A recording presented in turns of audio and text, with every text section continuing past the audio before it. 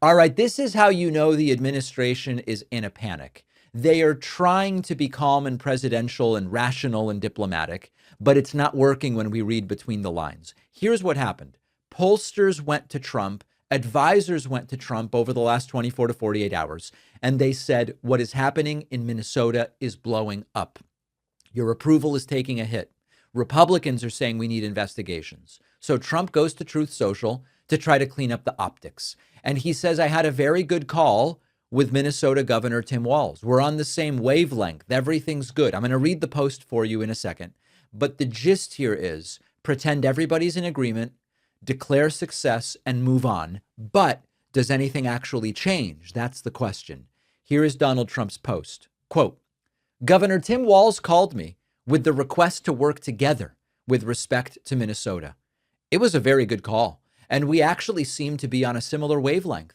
I told Governor Walz that I would have Tom Homan call him and that we are looking for any and all criminals that they have in their possession.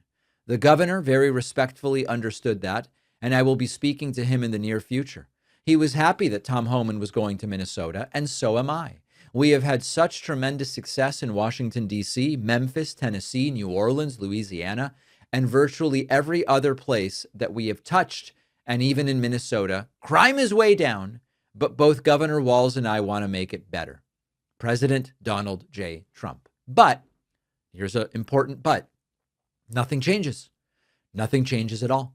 A reporter asked Caroline Leavitt during her press conference yesterday, she's the White House press secretary, can you explain the difference between your attack on Governor Tim Walz and Trump posting that Tim Walz is working with him and everything is great?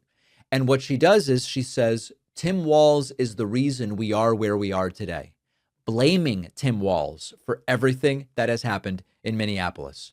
But the truth of this is Trump's favorability on immigration is now below 40%. That's why this is happening. And now Caroline's got to try to clean it up. Back to the call with Governor Walz this morning, the president described it as respectful. He said we seem to be on a similar wavelength, but you had strong criticism for the governor and the Minneapolis mayor, Jacob Frey, just now. So could you explain the difference in tone between what the president had said in his True Social post and I think some of the criticisms that you just levied from the podium? Fran, I think the criticisms that I laid out, I'm painting the picture for all of you in this room, are what led to the moment that we are in today, where Governor Walz and President Trump are having a conversation, a constructive and productive conversation to end the chaos and the lawlessness that has taken place in Governor Walz's state. Understand that? Her thing is, well, my criticism of Walz was legit because everything he did, the lawlessness, etc., got us to where Walz got on the phone with Trump. And now Trump is fixing everything. Or to put it a different way, we blamed Walz. Now he's cooperating. So this is fine. And notice that she's blaming the governor for the shootings while saying Trump is now the calm adult in the room. The reality is the opposite. Trump is the one with the outrageous, unhinged, extreme deportation scheme. And it is Tim Walz and Jacob Frey as mayor of Minneapolis and other state and local officials who are now tasked with cleaning up this entire mess. And then comes the reshuffling. As I told you earlier, the administration is benching Border Patrol Commander Greg Bovino. And Leavitt sort of throws Bovino under the bus and says, well, he's a wonderful guy, but Tom Homan is in, Bovino is out. Going to Minnesota, is Gregory Bovino also going to remain in Minnesota overseeing these ICE operations? Mr. Bovino is a wonderful man, and he's a great professional. He is going to very much continue to lead Customs and Border Patrol throughout and across the country. Mr. Homan will be the main point of contact on the ground in Minneapolis. Let me put it a different way. You will not hear from or see Bovino again once we get him out of Minneapolis, and he will be put riding a desk or blah, blah, blah. Basically trying to sound like this is a mere staffing change of no real political consequence.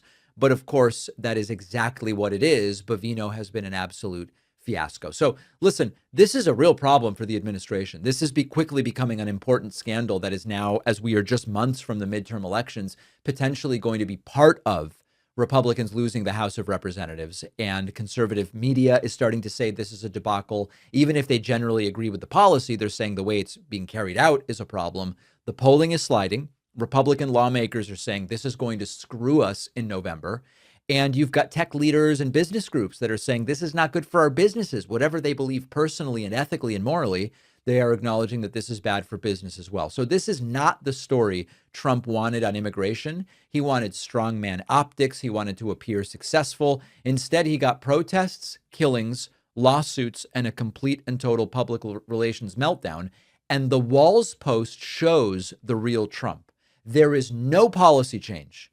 It is just a question of acting as though everybody's being deferential. Everybody respects Trump. Everybody's willing to work with Trump. He'll throw someone under the bus, say Walz has come to the table, and hope that the news cycle moves on. But I would be shocked if any of the policy changes.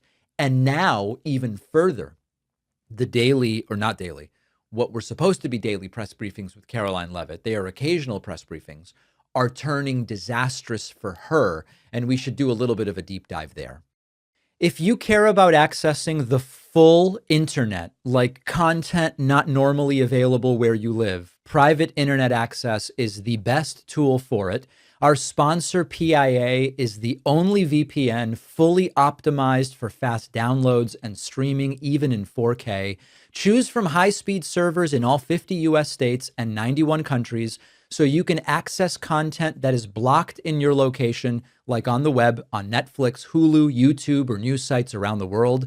I use PIA to watch Argentinian soccer and free BBC shows only available online to people who live in the UK. It's great. PIA also supports super fast peer-to-peer file sharing, which many VPNs will throttle or block. And my favorite thing that sets PIA apart is their policy of never logging your online activity, and they can prove it in multiple ways. Setup is simple. Open the app, pick a location, you're connected. You can run it on unlimited devices with a single subscription. Get 83% off, just $203 a month, plus 4 extra months free at piavpn.com/Pakman. The link is in the description.